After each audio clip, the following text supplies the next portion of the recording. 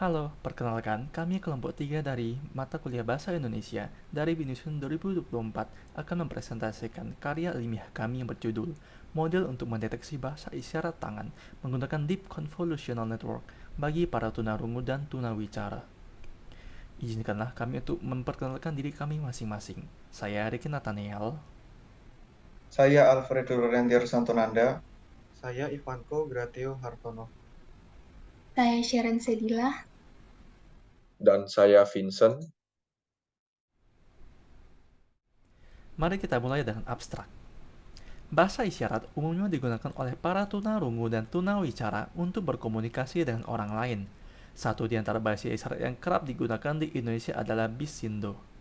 Karya ilmiah ini memaparkan penggunaan neural network model untuk mendeteksi bahasa isyarat dengan tujuan memfasilitasi komunikasi antara para tunarungu, tunawicara, dan orang lain. Dibutuhkan suatu teknologi yang berlandaskan pada algoritma dan metode yang cocok agar dapat membangun fasilitas ini. Metode Convolutional Neural Network yang umum digunakan pada bidang object detection mumpuni untuk digunakan pada karya ilmiah ini dengan memanfaatkan library pada Python seperti TensorFlow sebagai alat. Adapun kata kunci yang digunakan pada karya ilmiah ini adalah bahasa isyarat, recognition, bahasa isyarat tangan, deep learning, CNN, Bisindo, dan TensorFlow. Jadi, untuk yang selanjutnya itu ke bagian pendahuluan. Kenapa sih kita butuh suatu model untuk mendeteksi bahasa isyarat untuk mempermudah para tunarungu dan tunawicara saling berkomunikasi? Jadi, menurut penelitian di tahun 2023, dan tentu saja di negara Indonesia, ternyata terdapat 8,5% dari populasi masyarakat Indonesia yang merupakan penyandang disabilitas, di mana di antara mereka itu merupakan mereka yang menderita gangguan pembicaraan dan gangguan pendengaran, atau kita biasa kenal sebagai tunarungu dan tunawicara. Kita juga tahu bahwa mereka ini biasanya berkomunikasi melalui yang namanya bahasa isyarat. Dan bahasa isyarat di Indonesia sendiri itu dikategorikan menjadi dua jenis, yaitu Bisindo dan Sidi. Bisindo itu merupakan singkatan dari Bahasa Isyarat Indonesia, sedangkan Sidi itu merupakan singkatan dari Sistem Isyarat Bahasa Indonesia. Nah, berdasarkan gambar ini nih, kita tahu kalau seandainya Bisindo itu merupakan bahasa isyarat yang melambangkan huruf yang biasa kita gunakan sehari-hari, baik untuk menulis ataupun membaca. Contohnya kayak A di Bisindo begini, sedangkan C di begini. Yang mana begini tuh kita nggak ngerti ini tuh apa sih. Nah, makanya untuk di penelitian kali ini, kita lebih menggunakan bahasa isyarat dengan jenis Bisindo, karena lebih mudah dimengerti oleh masyarakat Indonesia lainnya.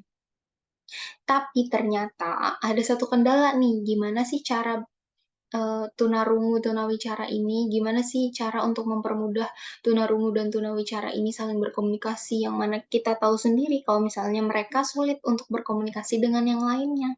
Entah karena orang normal atau orang lainnya tidak mengerti yang namanya bahasa isyarat, ataupun karena kurangnya teknologi yang memadai untuk mempermudah tunarungu tunawicara dengan orang lainnya saling berkomunikasi.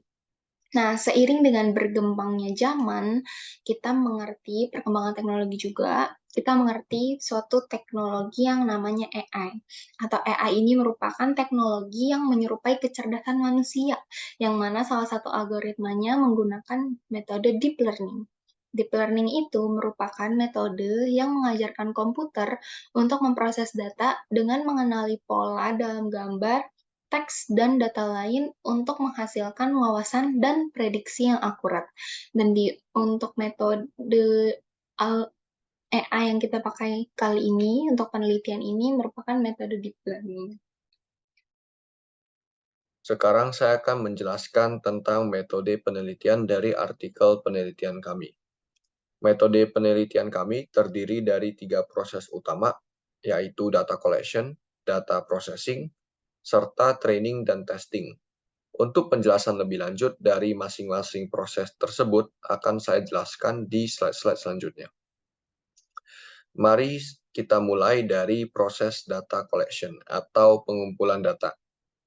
Jadi, berhubung artikel penelitian kami adalah tentang image processing, maka kami harus mengumpulkan dataset berupa foto-foto.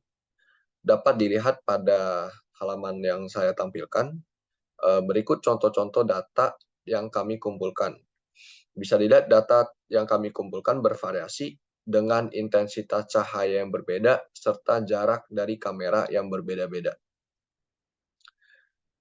Berhubung ada 26 huruf pada Bisindo, dan kami juga mengumpulkan 36 foto per huruf, di mana 36 foto tersebut terdiri dari variasi-variasi yang sudah saya jelaskan sebelumnya.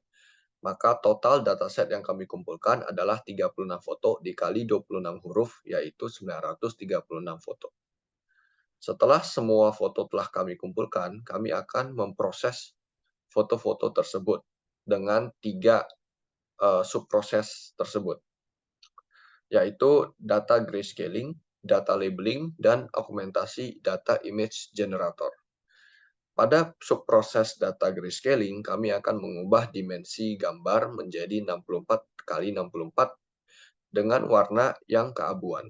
Setelah itu, kami akan melakukan data labeling di mana kami mengubah ukuran gambar menjadi 50 kali 50 serta menjadi bentuk 3D. Setelah itu, kami akan melakukan augmentasi data image generator yang akan menghasilkan data secara acak untuk membuat dataset lebih beragam. Untuk membuat datasetnya lebih beragam, kami dapat melakukan beberapa operasi pada gambar, seperti merotasi gambar, memutarbalikkan gambar, dan banyak lagi. Untuk data grayscaling dapat dilihat contohnya di foto yang kiri, dan untuk augmentasi data image generator dapat melihat contohnya pada foto yang kanan. Setelah kami selesai memproses data, kami akan melakukan training dan testing. Dan dari dataset yang kami telah kumpulkan, kami akan membagi data untuk training dan data untuk testing dengan bobot 80% dan 20%. Data-data yang untuk training akan dipakai untuk mengajarkan model kami untuk mengenal foto-foto yang nanti akan kami kasih.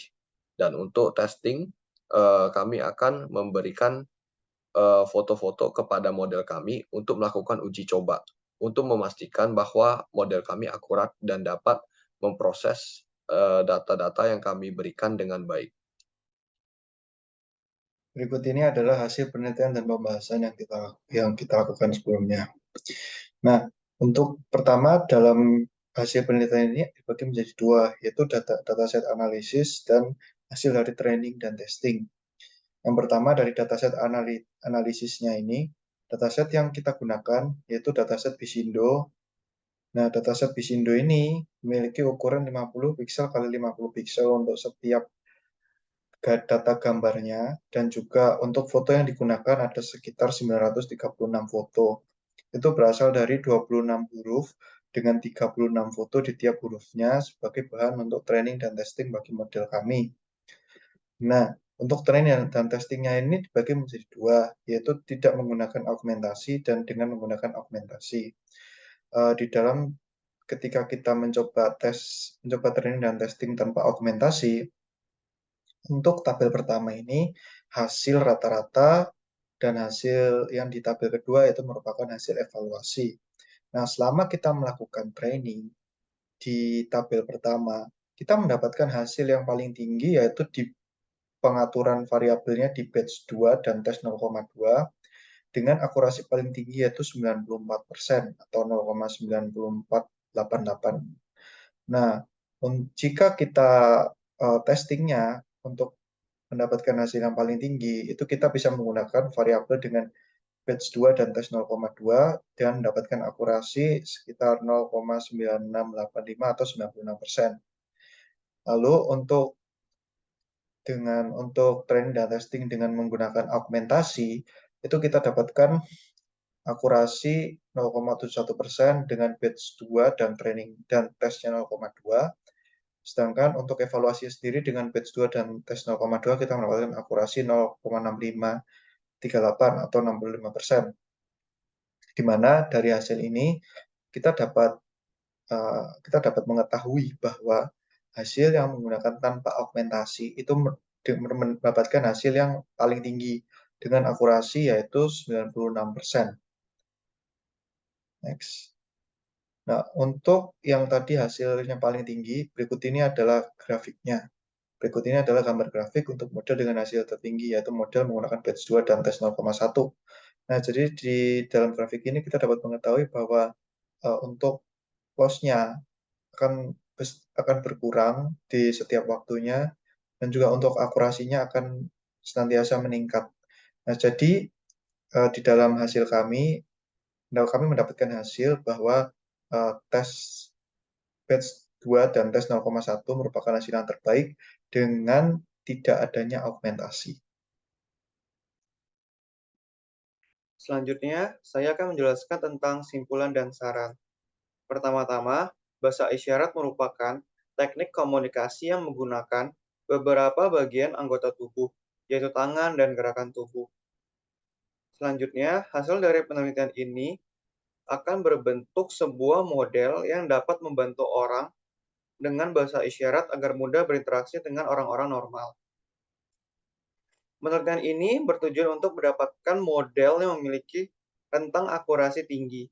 Pada model ini memiliki akurasi berkisar antara 65,38% sampai dengan 96,85%.